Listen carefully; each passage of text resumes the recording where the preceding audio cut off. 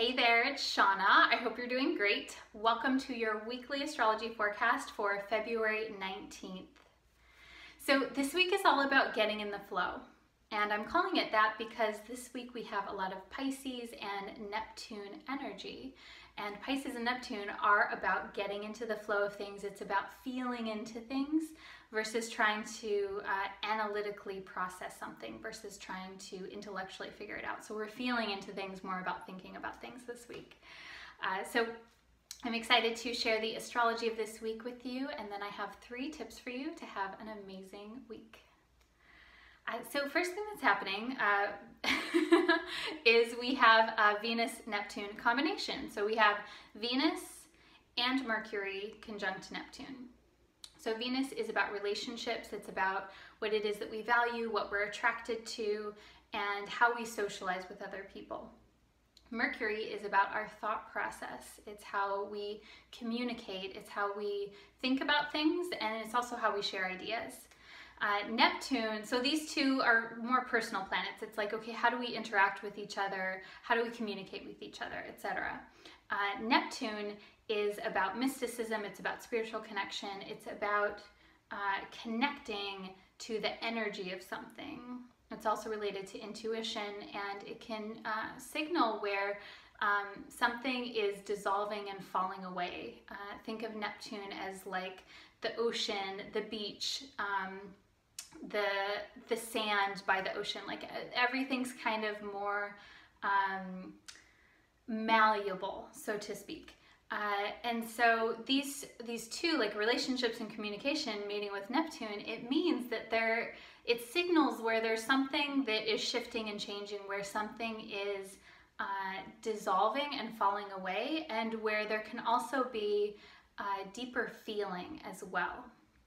And so with this combination, there may be a strong sense of feeling something, and it may be more subtle, more intuitive, where you have a certain sense about how it is that you interact with people, how it is that you socialize at a broad level, or maybe there are particular relationships where things are changing and there's more feeling, but maybe with Neptune sometimes things are not as clear logically. And so just keep that in mind, that you may be feeling more strongly, but not super clear on what it is that you want to do with that information, not super clear on how to act on those feelings.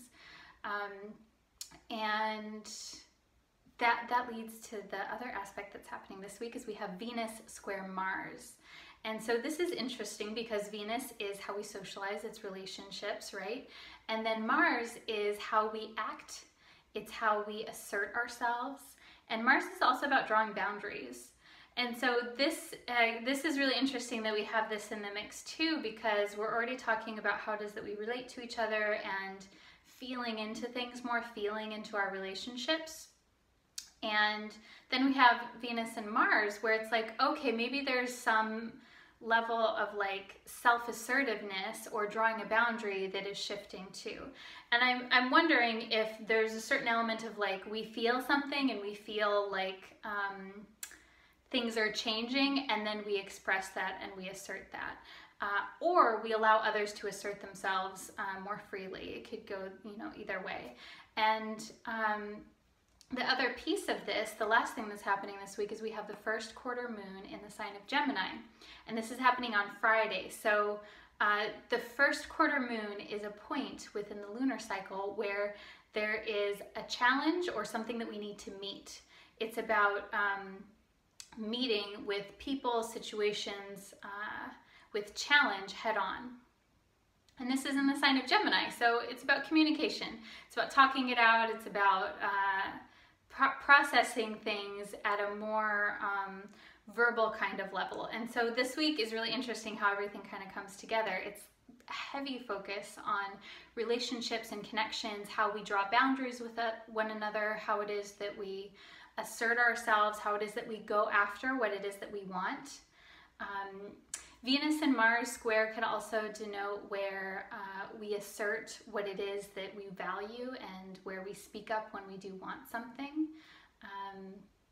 And so I would pay attention to it, like how you're feeling earlier in the week. And then as we progress over the week, when it comes to Friday and we have that first quarter moon in Gemini, like that's the time where maybe you feel prepared to speak about what it is that you've been feeling. And the first quarter moon is definitely a time where engagement and meeting a challenge is healthy. First quarter moon is called crisis of action traditionally. So crisis doesn't mean that it's a bad thing. It just means that there's something to be confronted. There's something to face. And that being in the sign of Gemini definitely would denote like thinking about it or talking about it or writing about it, expressing in some way. The last thing that I'll say about all of this energy, and then I'll give you those 3 tips, is that we have a lot of mutable energy this week. And so mutable energy is about integration. So we have Pisces, we have the Sun, Venus, Mercury, and Neptune all in Pisces. We have Mars in the sign of Sagittarius, and then we have the first quarter moon in Gemini. These are all mutable signs. And so it's really cool because last week we had the solar eclipse, new moon solar eclipse in Aquarius. And eclipses bring about change and transition, and things feel a little bit unstable sometimes because with an eclipse, the whole eclipse season really is when things are coming in and things are going out. And so it can feel a little sometimes dramatic, sometimes just unstable or uncertain. And so I think this week is when we're integrating everything that's happened over the past week, and then just even over the past month as well. We're putting all of those little puzzle pieces together. So I have 3 tips for you. Tip number 1 is to talk to a friend about an issue that you've been thinking about or something that you're trying to work out. The caveat with this is I want you to find, friend, mentor, your dog, whatever, I don't know. Talk to someone who can be as unbiased as possible. And I say that because we are in Pisces season. We do have a lot of Pisces Neptune energy, and Pisces Neptune can symbolize where we're more tapped into subtle energy. We're more receptive, but we're also more impressionable. And so it is important this week to talk and to express and to share ideas with someone else. But I want you to find someone that you can share with that it feels like that person isn't going to dump their agenda onto you. That's really important this week. So find a friend to talk to, someone that you can share a certain situation or some ideas that you have so that you can work things out with them. And then tip number 2 and tip number 3 go together. Tip number 2 is to trust your feelings. And tip number 3 is to also ask lots of questions. And so I say this because this week with Pisces and Neptune, there is this strong feeling. We are more connected to our intuition. We're more connected to our ability to tap in to what other people are feeling, what the unconscious motives are in the room, but then also in ourselves as well. And this, you might think like, oh, Shauna, that's great. I'm going to be more tapped into my intuition. I'm going to be feeling more. I'm going to be more intuitive. That's great. Yes, and it can sometimes be problematic if we're not set up in the proper way. So I want you to trust your feelings, because whatever it is that you're feeling, that's important information there, and you will be more tapped into your intuitive senses, your intuitive spidey senses. And that doesn't mean that whatever you're feeling doesn't need more information. It doesn't mean that we don't need to like flesh things out. So it's important to also ask lots of questions, especially when you're feeling something. And because we have a week that's focused on relationships and asserting yourself or drawing boundaries or communicating about things, and where you may be feeling something very deeply and not really sure what to do with it, it's important to ask lots of questions. One person that I was really thinking of, to use a little bit of an example, when I was writing the forecast for this week, is I was thinking of my grandma, because she is a Pisces and her moon is in the sign of Gemini. And so she's very intuitive, very sweet, and I've found that as she's gotten older, she's just become more intuitive naturally. And I think this is something that happens as someone becomes older. They have more wisdom, they have more years, and they get more tapped into the subtle energy around them. The thing is, she's more intuitive, but sometimes she'll make up stories about what the thing is that she's feeling. Like if she interacts with someone and they're having a bad day or whatever, she's like, oh, they're mad, and then she'll make up this story about why she thinks they're mad without asking them.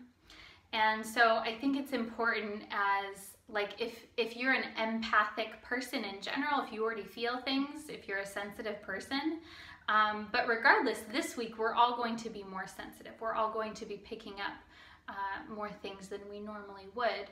And so it's important to trust that gut feeling, because that is important information.